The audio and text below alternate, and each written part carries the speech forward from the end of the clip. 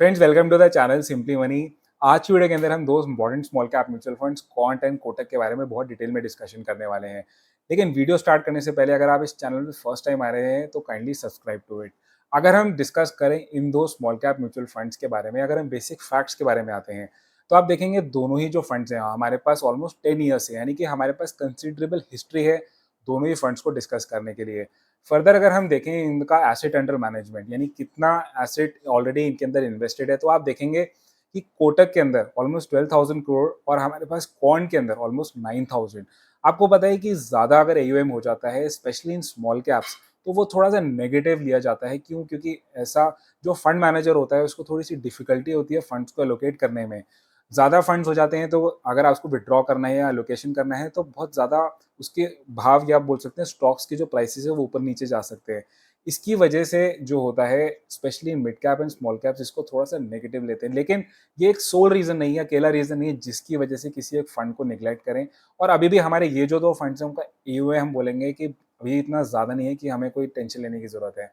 अगर हम आगे बढ़े, अगर हम देखते हैं नंबर ऑफ स्टॉक्स, तो आप देखेंगे कि यहाँ पे भी अच्छे खासे डाइवर्सिफाइड है दोनों ही म्यूचुअल फंड्स। ऑलमोस्ट 94 स्टॉक्स हैं आपके क्वांट के अंदर और आपके 79 के अराउंड स्टॉक्स हैं आपके कोटक के अंदर। तो हम बोल सकते हैं कैटेगरी एवरेज के बराबर है, ना कि बहुत ज़्यादा है, ना कि बहुत कंसंट्रेटेड है। तो ये बहुत सही बात हो जाती है इन दोनों फंड्स के बारे में। फर्दर अगर हम चलें, क्योंकि मार्केट कैप बहुत जानना जरूरी है, क्योंकि आपको ये तो पता है कि दोनों ही स्मॉल कैप्स के हैं, तो मिनिमम इसके अंदर 65% एलोकेशन दोनों में ही है। लेकिन एक चीज़ मैं आपको दिखाता हूँ, यहाँ पे क्वांट स्मॉल कैप में काफ़ी डिफरेंस है कि इसके अंदर market cap large cap companies की ऑलमोस्ट 17% है। ये काफ़ी सिग्निफिकेंट डिफरेंस बन जाता है, क्योंकि अगर आप इसके पीयर ग्रुप्स भी देखेंगे, जैसे कि इसमें कोटक में भी दिख रहा है, वहाँ पे mid caps and small caps की लोकेशन ज़्यादा है, राइट। मिड कैप्स का लाइक कोटक के अंदर ऑलमोस्ट 23 और लार्ज कैप्स इज नेग्लिजेंट। लेकिन आपका जो क्वांट है इसके अंदर आपका large and small caps, mid caps इसमें नहीं है लेकिन लार्ज एंड स्मॉल कैप्स का लोकेशन है, यानी कि जहाँ पे लार्ज कैप इसको स्टेबिलिटी दे सकते हैं, वहीं पे स्मॉल कैप्स इसको जो है, या स्मॉल कैप कंपनीज जो है इसको वोलेटिलिटी के साथ में बेटर रिटर्न्स दे सकते हैं। तो ये यूनिक कॉम्बिनेशन है, बोल सकते हैं एक ऐसा फंड है जो large and small cap types of fund है। वहीं पे कोटक जो है वो एक टिपिकल टिपिकल आपका स्मॉल कैप फंड है, जिसके अंदर आपका majority of the company small and mid की हैं। अगर हम आगे बढ़ते हैं, हम सबसे पहले हम रिस्क पैरामीटर्स देखते हैं। यहाँ पे आप देखेंगे क्लियरली इस पिक्चर के अंदर कि आपके दोनों ही फंड्स वेल बैलेंस्ड हैं। कोई एक फंड जो है किसी के अंदर बेटर स्कोर कर रहा है, कोई दूसरा किसी और पैरामीटर में। अगर हम देखें, हमने कंपेयर किए standard deviation, alpha, beta and ratios. तो स्टैंडर्ड डेविएशन आपको पता है वैल्यू कम होनी चाहिए, और यहाँ पे आपका कोटक की वैल्यू कम है तो ये बेटर है। अगर हम अल्फा देखें जो कि आपको रिटर्न्स बताता है, तो क्वांट के बेटर आ रहे हैं। बीटा थोड़ी सी वोलेटिलिटी बताता है आपके, यहाँ पे आप देखेंगे तो आपके जो कोटक है उसकी वैल्यू बेटर है, यानी कि कम होनी चाहिए वैल्यू। और साथ ही में अगर हम दोनों रेशियोज की देखें, शार्प जो रेशियो होता है इसका मतलब होता है रिटर्न्स बाय रिस्क, यानी कि जब मार्केट अप ट्रेंड में है ऐसे टाइम पे आपके रिस्क बेटर मैनेज हो रहे हैं आपके क्वांट से। लेकिन जो दूसरा आपका सॉर्टिनो रेशियो है, जब मार्केट डाउन ट्रेंड में होता है ऐसे टाइम पे भी आपको स्टेबिलिटी चाहिए, लेकिन ऐसे टाइम पे आपको कोटक बेटर रिटर्न्स दे रहा है या आपको रिस्क मैनेज कर रहा है। तो आप देखेंगे कि बहुत ज़्यादा कोई भी फंड रिस्की नहीं लगता मुझे। दोनों ही फंड्स वेल बैलेंस्ड हैं, कोई किसी के अंदर है, कोई किसी के अंदर आगे है। तो that's how these both the funds are managed. तो अभी तक मुझे बहुत ज़्यादा डिफरेंस नहीं लगा, अपार्ट फ्रॉम कि क्वांट के अंदर उसका एक्सपोजर लार्ज एंड स्मॉल के अंदर है। फर्दर अगर हम चलें, हम यहाँ पे सेक्टर एलोकेशन पहले देख लेते हैं। तो अगर हम क्वांट के अंदर देखें तो हाईएस्ट एलोकेशन है आपकी financial services and health care, जो कि हमारे बहुत स्टैंडर्ड सेक्टर्स हैं। मोर ऑफ दी आपके जो देखेंगे म्यूचुअल फंड्स मोस्टली वो फाइनेंशियल एंड सर्विसेज के अंदर हाईएस्ट एलोकेशन होती है। लेकिन यहाँ पे अगर आप कोटक देखें तो थोड़ा सा आप बोलेंगे साइक्लिकल टाइप्स ऑफ स्टॉक्स हैं, जो कि like materials, capital goods and consumer discretionary. ये सारी जो सेक्टर्स हैं उसके अंदर जो कंपनीज हैं उन पे इन्फ्लेशन का और काफ़ी ज़्यादा इंपोर्ट एक्सपोर्ट का, क्योंकि बाहर से भी फर्क पड़ सकता है। तो दैट्स हाउ दिस इज।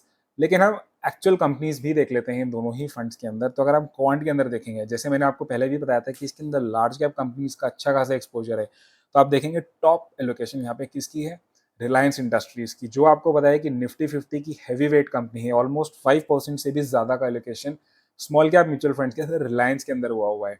तो इस तरीके से इसने अपने बोल सकते हैं रिस्कीनेस को, या बोल सकते हैं stability of the returns provide कराए हैं। नेक्स्ट इसके अंदर है जियो फाइनेंशियल्स, जो कि आपको पता है अगेन है लार्ज कैप्स कंपनी है, रिसेंटली लिस्ट कंपनी है। अगर हम आगे बढ़े तो हमारे पास है Bikaji foods, infrastructure company like IRB infrastructure, Arvind limited, we have PNB bank, we have Hindustan copper. तो आप देखेंगे PNB bank is again a large cap company, PSU company है। क्वांट के बारे में आपको मैं एक चीज़ बता दूँ कि इनकी जो स्ट्रैटेजी होती है वो थोड़ी-सी डिफरेंट इसलिए भी होती है क्योंकि ये क्वांटिटेटिव मेथड फॉलो करता है।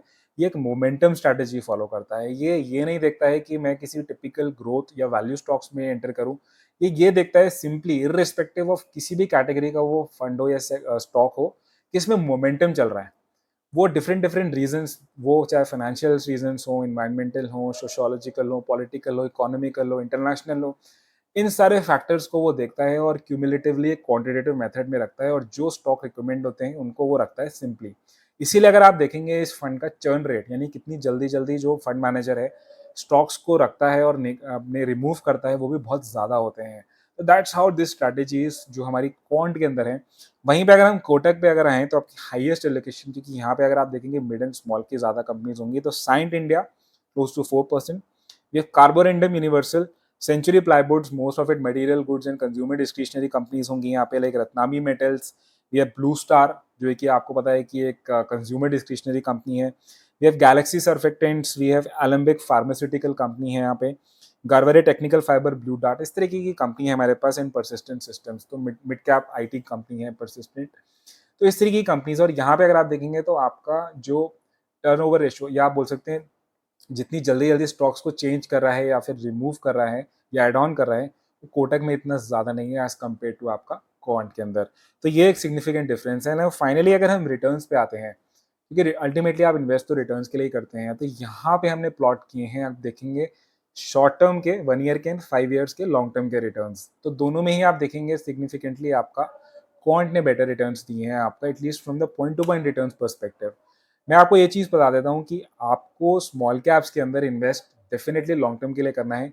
सिर्फ अगर आप किसी और फंड के अंदर इन्वेस्टेड हैं जस्ट बिकॉज कि आपको किसी और फंड के रिटर्न्स अच्छे दिख रहे हैं मोमेंटरली, तो आपको फ्रीक्वेंटली स्विच नहीं करना है। एटलीस्ट अपने फंड को जो भी आपने सिलेक्ट किया है, एटलीस्ट 2.5 to 3 years तो मिनिमम देना है, और आपको एटलीस्ट 5 to 7 years का मिनिमम होराइजन होना है जिसके अंदर आपको इन्वेस्टेड रहना है। ये नहीं कि मार्केट डाउन आया, स्मॉल कैप्स नेगेटिव चला गया, चलो मैं इसमें से निकाल देता हूँ, डोंट डू दैट, ऐसा नहीं करना है।